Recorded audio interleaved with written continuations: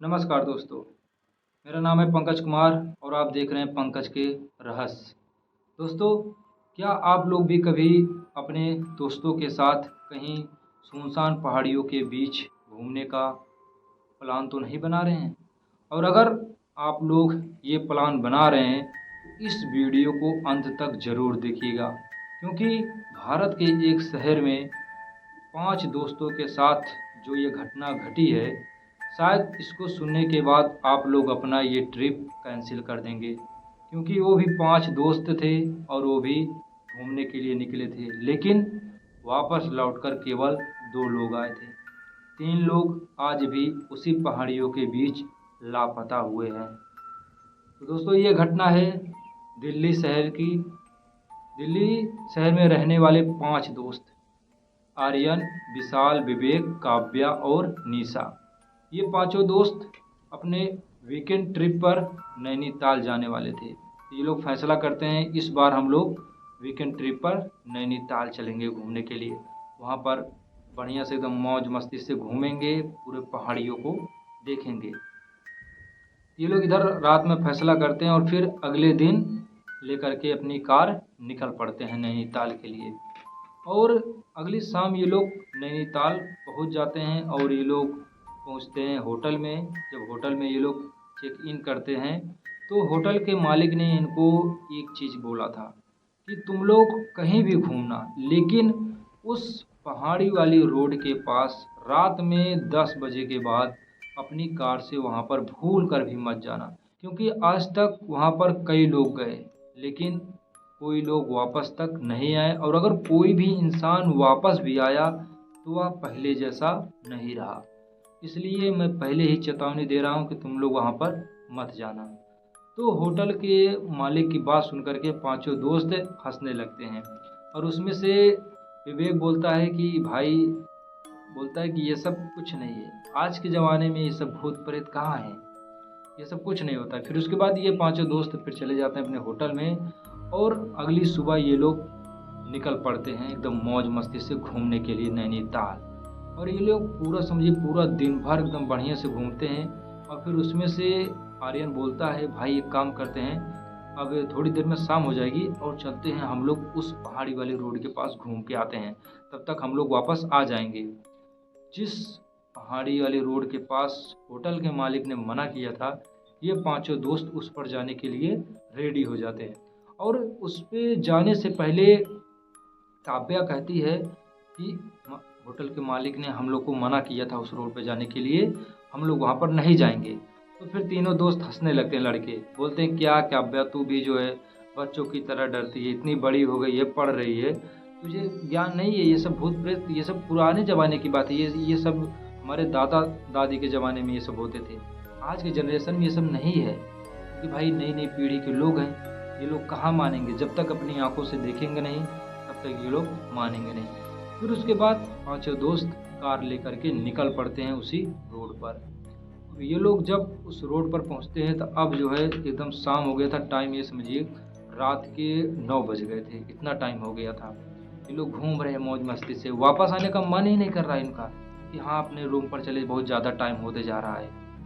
और फिर टाइम बहुत ज़्यादा हो गया था और ये लोग जैसे ही उस रोड पर थोड़ी दूर पे गए, अचानक मौसम भी बदल गया था। ऐसा लग रहा था कि अब बारिश होने वाली है।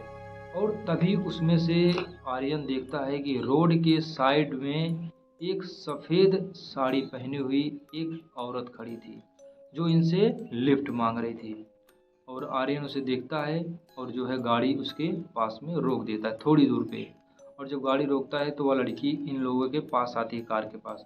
बोलती है कि भैया आप बस मुझे आगे वाले गांव में छोड़ दीजिए, क्योंकि मैं जो है अपने गांव जा रही थी और अभी कोई गाड़ी नहीं मिली थी, तो आप लोग आए, आप लोग मुझे आगे वाली गांव तक छोड़ दीजिए तो आपकी बहुत बड़ी मेहरबानी होगी।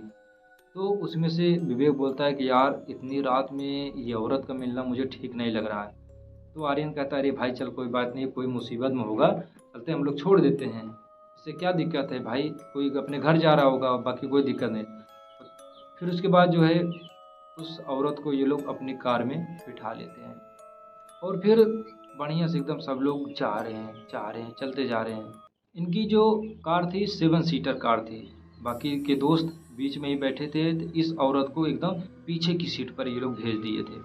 तो थोड़ी दूर पर गया तो आर्यन पूछ रहा है कि आपको कहाँ उतरना है उस औरत से।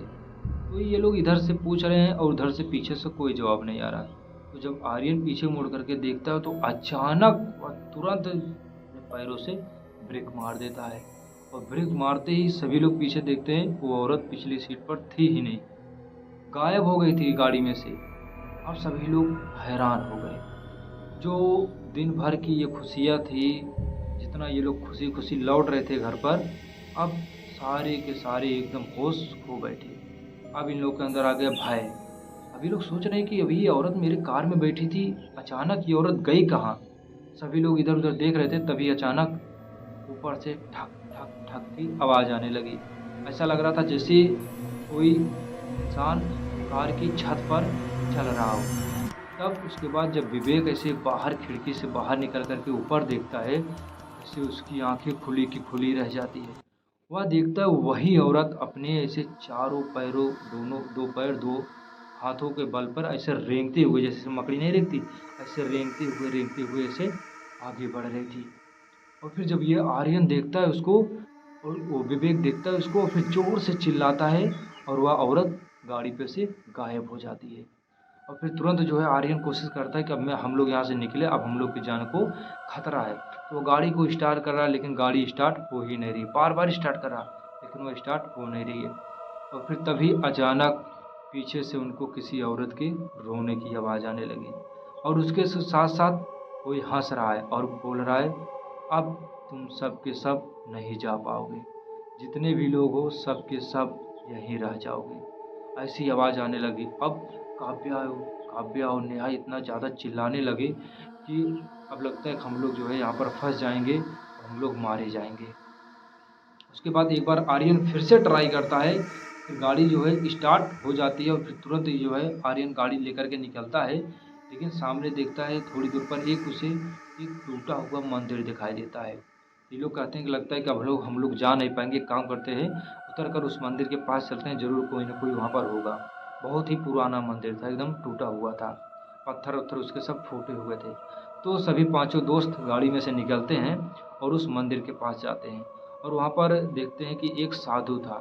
तो साधु इन्हें देखते ही बोलता है, तुम लोगों ने अपनी गाड़ी में उस औरत को बैठाया ना, इसी की वजह से अब वो औरत तुम्हारे पीछे पड़ी है, अब वो तुमको छोड़ेगी नहीं। ये पांचों दोस्त इतना ज़्यादा डर जाते हैं, उस मंदिर में चले बोलते हैं, बाबा आप हमें बचा लीजिए, मुझसे बहुत बड़ी गलती हुई, हम लोग इधर नए हैं, हम लोग बस ट्रिप की छुट्टियां मनाने आए थे, मुझे नहीं पता था कि यहाँ पर ऐसा कुछ है। तो बाबा कहता है, ठीक है घबराओ मत, मैं तुम्हारी मदद करता हूँ। इतना वो कह रहा था कि अचानक वह जो है औरत ऐसे एकदम हंसते हुए उस मंदिर के थोड़ी दूर पे आ जाती है। और क्योंकि वो मंदिर में तो अभी जा नहीं सकती थी, उधर साधु बैठा था, तो साधु ने बोला था तुम लोग घबराओ मत, जब तक मैं हूँ वो औरत नहीं आएगी। और वह औरत दूर से ही आ गई। ऐसे जंगल में जो है ऐसे अजीबोगरीब ऐसे आवाज़ें निकल रही है। एक आवाज़ नहीं, कभी कोई बच्चा रो रहा है, कभी कोई औरत रो रही है, कभी कोई जानवर की आवाज़ निकल रहा है, तरह तरह की आवाज़ें ऐसे निकलने लगी। और पांचों दोस्त ऐसे डर के मारे बैठे हैं। आप सोच रहे हैं कि यार हम लोग निकलेंगे कैसे, लगता है कि अब हम लोग सब के सब मारे जाएंगे। और फिर देखते ही देखते मंदिर के जो पीछे का एक लकड़ी का दरवाज़ा था, वो अपने आप ऐसे चर करके बंद हो गया। अब ये लोग सोचने लगता है कि अब ये दरवाज़ा खुलेगा नहीं और हम लोग इसी में फंस जाएंगे। और फिर जो है जो मंदिर बचा हुआ था, अपने आप ऐसे उसमें से तर्रा जैसे फाटने लगा, कि मतलब जैसे दीवार चिटक नहीं जाती है, ऐसा चिटकने लगा। ऐसा लग रहा था कि लगता है मंदिर वंदिर सब गिर जाएगा और इसी में सब दब के मर जाएंगे। तो तब साधु बाबा बताता है, तुम लोगों ने बहुत बड़ी गलती कर दी, ये कोई मामूली साधारण औरत नहीं है, ये उस काली पहाड़ी में एक श्रापित औरत है जो श्राप के कारण वहाँ पर थी, और ये जो है अब तुम्हारे पीछे आ गई। जो भी इंसान इसकी मदद करता है ये उसे अपने साथ ले जाती है, क्योंकि इसको श्राप मिला था। और फिर देखते ही देखते मंदिर का दरवाज़ा बंद हो जाता है, और उसमें जो दीपक जल रहे होते हैं वो दीपक सभी बंद हो जाते हैं। अब जो है आवाज़ और ज़्यादा बढ़ गई। अब ऐसा लग रहा था कि जैसे चारों तरफ से कोई अदृश्य चीज़ें इनको ऐसे घेर रही है, ऐसे घेरती आ रही है। और उसके बाद साधु बाबा जो है इन लोगों को कहता है तुम लोग घबराओ मत, ये लोग गंगा जल लो। जब अगर ये लोग अपने गंगा जल अपने ऊपर छिड़कते रहना, और अगर कोई अदृश्य शक्ति आए तो उधर भी उसके ऊपर छिड़कते रहना, वो तुम्हारे पास नहीं आएगी। लेकिन ये लोग गंगा जल ऐसे बाहर फेंक रहे थे, ये गंगा जल कोई काम नहीं कर रहा था। वो अदृश्य शक्ति मंदिर के बाहर से ही ऐसे अपना बड़ा सा हाथ ऐसे करती है और विवेक का ऐसे गर्दन पकड़ करके उसको ऐसे हवा में उठा देती है। और विवेक वहीं पर ऐसे छटपटा रहा है, क्योंकि उसकी गर्दन ऐसे दबाए हुए, और ये लोग सभी लोग उस पर गंगा जल छिड़क रहे हैं। मतलब जितना ये लोग कोशिश कर पा रहे हैं सब कोशिश कर रहे हैं, लेकिन वो औरत छोड़ ही नहीं रही है। और फिर अचानक फिर मालूम नहीं क्या होता है, वह औरत अपना हाथ छोड़ देती है और विवेक गिरता है उसी ज़मीन पर और वहीं पर बेहोश हो जाता है। और उसके बाद उसे थोड़ी देर बाद होश आता है और फिर देखता है कि मैं सही सलामत हूँ, लेकिन बाहर अभी खतरा मंडरा रहा था। वो औरत ऐसे ज़ोर ज़ोर से हंस रही थी, कब तक तुम लोग अंदर बैठे रहोगे, बाहर तो निकलोगे, अब कोई भी बच के यहाँ से नहीं जा पाएगा। तब ये लोग पांचों दोस्त, अब इनको लगता है कि शायद हम लोग बच नहीं पाएंगे, अब हमारे पास एक ही रास्ता है, हम लोग यहाँ से निकलते हैं, या तो इसका सामना करेंगे फिर कैसे भी करके यहाँ से भागेंगे। तब साधु बाबा कहता है तुम लोग पागल हो, अगर तुम लोग बाहर निकलोगे तो बच नहीं पाओगे, ये तुमको अपने साथ ले जाएगी। मेरे पास है एक मंत्र है जिससे मैं इसको रोक सकता हूँ। तब वह जो है इन सभी को एक लाल धागा देता है, बोलता है ये तुम लोग इस धागे को अपने हाथ में बांध लो और ये धागे को खोलना मत, जब तक ये धागा तुम्हारे पास रहेगा वो तुमको छू तक नहीं पाएगी। और फिर साधु जो है एक मंत्र पढ़ करके उस गंगा जल को मंदिर के ऐसे साइड में से लकीर बना देता, बोलता है कि इस लकीर से तुम लोग बाहर मत निकलना जब तक ये रात है, सुबह होने के बाद तुम लोग निकलना, सुबह होने के बाद ये तुमको नहीं दिखाई देगी, और उसके बाद अगर तुम लोग इधर बाहर निकले तो ये तुमको ज़रूर मार देगी। फिर जब लाल धागा ये लोग पहन लेते हैं और फिर उसके बाद मंदिर पे आस पास में साधु जी एकदम छिड़काव कर देते हैं, लकीर बना देते हैं पानी का। तो उसके बाद ये लोग सोचते हैं कि लगता है कि ये औरत अब इनको छोड़ देगी, नहीं आएगी। लेकिन इस औरत की शक्ति जना ऐसा लग रहा था जैसे और दोगुनी हो गई है, ये अपनी पूरी दोगुनी ताकत से इन लोगों को बाहर से खींच रही है, लेकिन पंडित जी कोई रोक नहीं पा रहे हैं।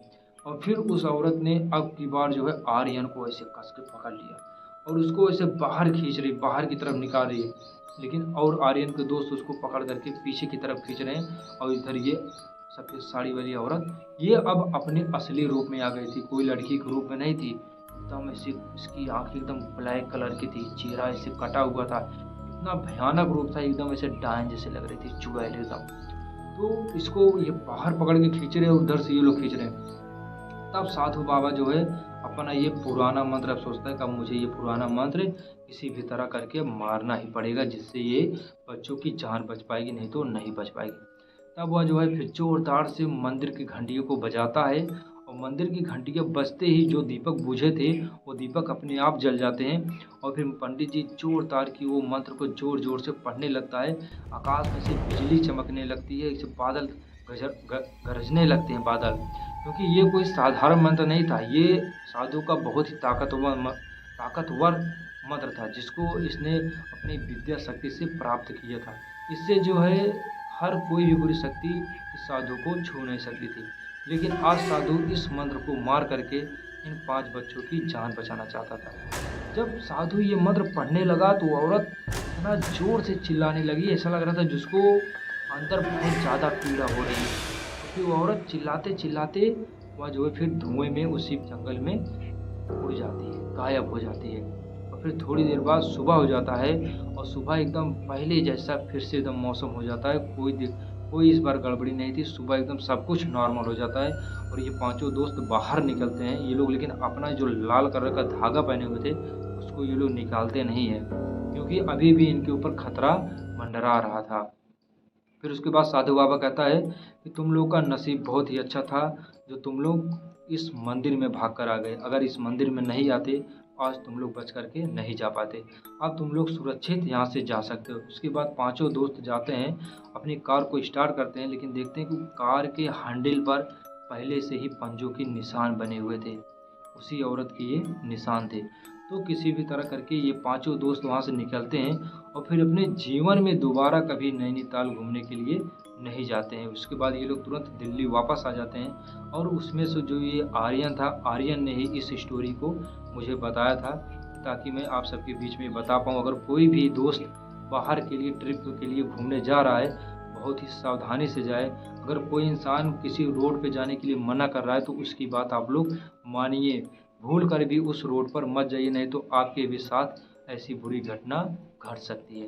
अगर आप सभी को ये स्टोरी पसंद है तो वीडियो को लाइक और हमारे चैनल को सब्सक्राइब कीजिएगा और हम मिलते हैं बहुत जल्द अगले रहस्य के साथ में, क्योंकि आप देख रहे हैं पंकज के रहस्य, और पंकज के रहस्य बहुत ही खतरनाक रहस्य होते हैं।